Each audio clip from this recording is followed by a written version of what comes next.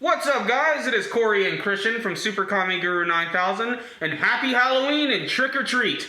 Well, it was more of a trick this week because this week's chapter, Naruto 653, was all talk no jutsu. The fuck was that? I don't know, man. Obito pretty much is just saying, you know what? I am the new sage of the six paths. I am the second coming of this character. And Naruto just bitch slaps him with some talk no jutsu. Whoa, what the fuck was that? And then Naruto just starts talking to him and is like, no, man, you're Obito. I've seen your memories, man. Our beast chakra's made out, and, you know, I got deep into the crevices of your mind. And I saw that, you know, you still love Rin and you want friends, and me and you are not so different. We're not so different, you and I.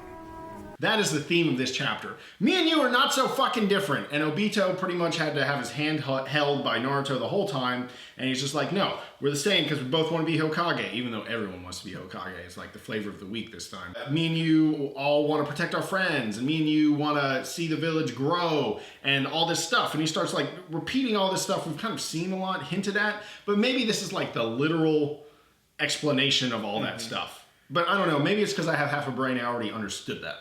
What do you think, Corey?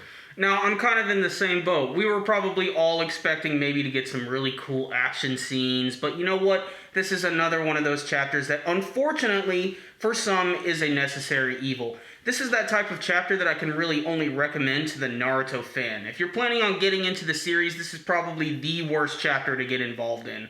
And honestly, the artwork really wasn't anything that special, and a lot of that has to do with the fact that they were set within this big white world. Obito himself is pretty much all completely white. He sort of just blends into everything. He's like a ghost.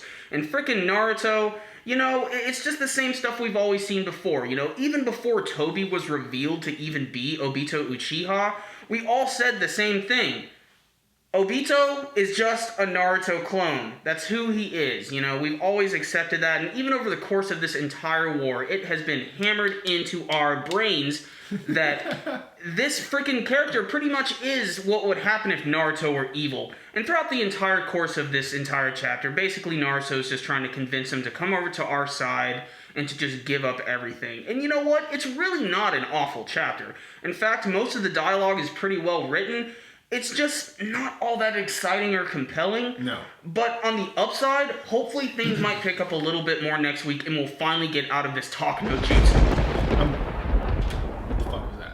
So I'm glad you brought up the artwork, Corey, because I thought it was well drawn, but also like the angles they used, there was just a ton of like close-ups. And then like you see it over the shoulder of them talking, and then like a mid-shot of the character just standing there thinking, and ... I just thought the artwork was kind of like good, but uninspired. I mean, I didn't see the emotion on those characters when they're talking about all this shit, but maybe that's kind of what the flashbacks are for. I guess you're supposed to live those moments with the characters, but fucking Obito did like ... like 3 times in this chapter. Maybe not 3, but the point is it was just uninspiring. And it's easy to talk about the things that we wish were in this chapter, but at the same time, you know, this isn't a bad chapter in the sense that like it needed to happen, because there is nothing that's implied in Naruto. Eventually it gets explained.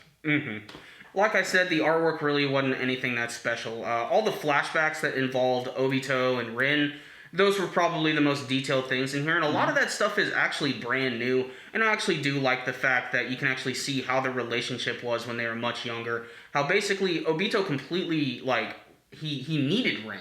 Yeah. Basically to help him save the world, so to speak. Like, he wanted to be the hero, but he couldn't do it by himself.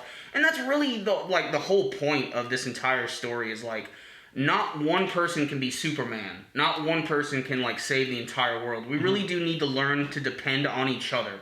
And it's cheesy as hell, and I know that doesn't even fit with the Halloween theme this week at all. But you know what? Again, necessary evil. Talk no jutsu.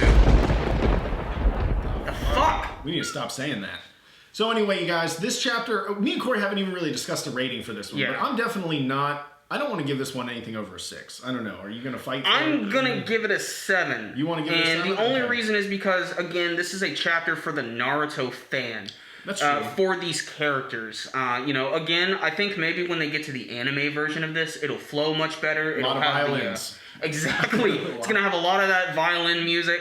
It's going to make it a little more atmospheric, and it might make me care a little bit more. That's not to say that I don't care. Just, I was hoping a little bit more would happen. And let's face it, it's only a matter of time before Madara Uchiha comes in and starts to really wreck things up. Anyway, you guys, thank you so much for watching the review. Please leave your comments below about what you thought about it.